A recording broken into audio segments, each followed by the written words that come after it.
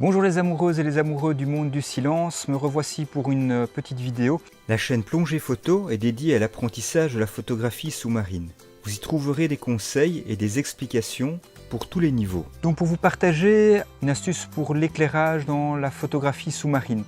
C'est en complément de deux articles que j'ai publiés sur mon site www.plongephoto.com où je partage l'intérêt d'avoir un petit carré blanc ici qui fait 15 cm sur 20 qui permet de réfléchir la lumière du flash. La lumière du flash qui est ici arrive sur le sujet et une partie est réfléchie sur le sujet. Alors l'intérêt de ceci, c'est que d'une part on peut gérer la puissance avec la distance sujet carte blanche, d'accord, et c'est pas cher, d'accord. Alors comment est-ce que l'on fait ça? Donc simplement du Fomex. Le Fomex, ce sont des grandes planches comme celle-ci, d'accord, voilà, c'est assez grand. Ici c'est une planche qui fait 1 mètre sur 50 cm, 3 mm d'épaisseur. Pas besoin de plus, ça coûte 6 ou 7 euros. Donc vous voyez, avec ça on en fait des paquets. Et dans une autre vidéo, je montre que celle-ci peut être utile également pour faire une petite plaque de support pour une petite lampe que l'on accroche à son masque. Alors après ça, on peut utiliser ceci pour positionner. Comment le positionner? En y attachant d'une part une petite rotule. Donc ici j'ai une simple rotule avec un petit anneau en caoutchouc. J'ai mis une vis, un écrou que j'ai également légèrement collé pour s'assurer que l'écrou ne se défasse pas. Si vous avez un écrou d'arrêt en inox, ça fera l'affaire aussi.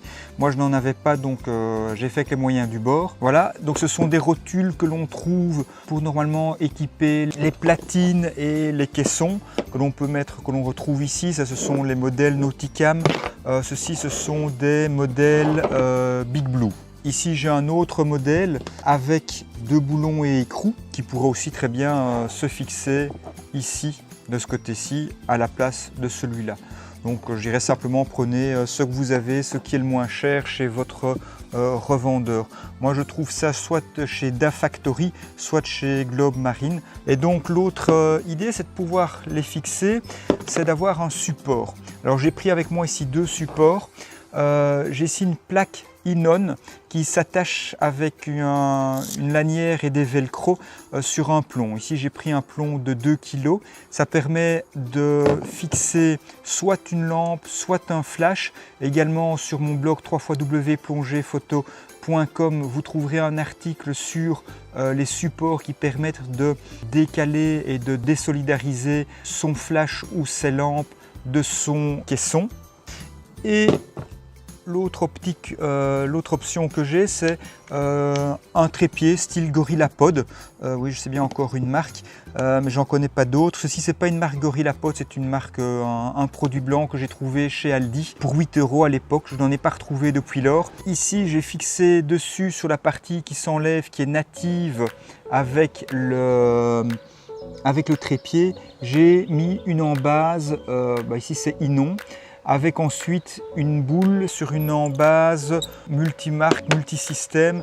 Vous voyez ici, il y a des petits trous à gauche et à droite de différents diamètres à différentes positions, et donc qui correspond aux emplacements des marques les plus courantes, donc telles que Inon, CNC et d'autres marques dont je ne me souviens plus là maintenant.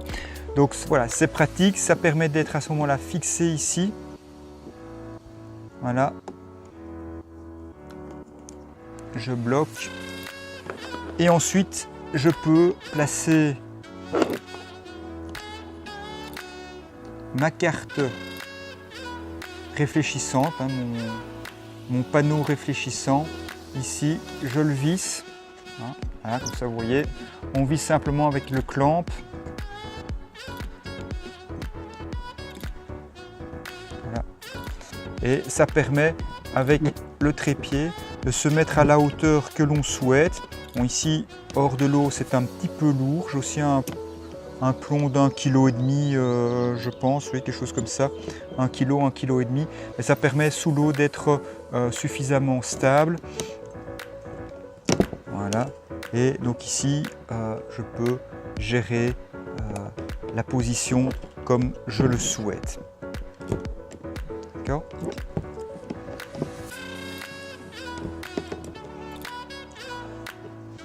Je peux très bien avoir ma lampe.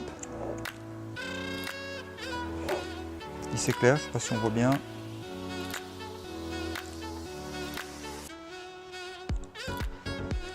Voilà, j'ai ma lampe et sa lumière qui peut se refléter sur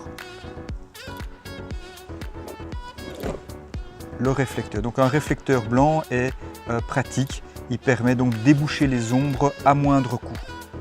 Voilà, j'espère que cette vidéo qui était donc en complément à mes articles sur www.plongephoto.com donnera un petit peu plus de mise en perspective sur l'utilisation d'un réflecteur blanc en plongée photo et pour déboucher donc vos ombres et sans devoir acheter forcément un deuxième flash ou une deuxième lampe. C'est pas aussi pratique et efficace, mais pour commencer, ça peut être bien pratique. Merci d'avoir regardé cette vidéo jusqu'au bout. Si vous l'avez appréciée, aimez-la et partagez-la. Vous pouvez aussi me laisser un commentaire ou me poser une question. Je pourrai ainsi vous aider en y répondant. Si vous n'êtes pas encore, abonnez-vous, sans oublier la cloche pour activer les notifications et être informé de la mise en ligne des prochaines vidéos. Tout ceci m'aidera à faire progresser cette chaîne. Vous pouvez également télécharger votre cadeau gratuit, mon livre numérique intitulé 4 étapes pour réussir ses photos macro en plongée. Le lien est dans la description de cette vidéo. Cette chaîne travaille de concert avec mon blog www.plongephoto.com. Vous y trouverez des dizaines d'articles pour débuter, pour vous aider à progresser et pour vous inspirer en photographie sous-marine.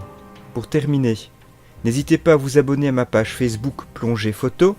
Vous serez ainsi notifié de la sortie des prochains articles de mon blog. D'ici la prochaine vidéo, je vous souhaite de bonnes plongées et de belles photos.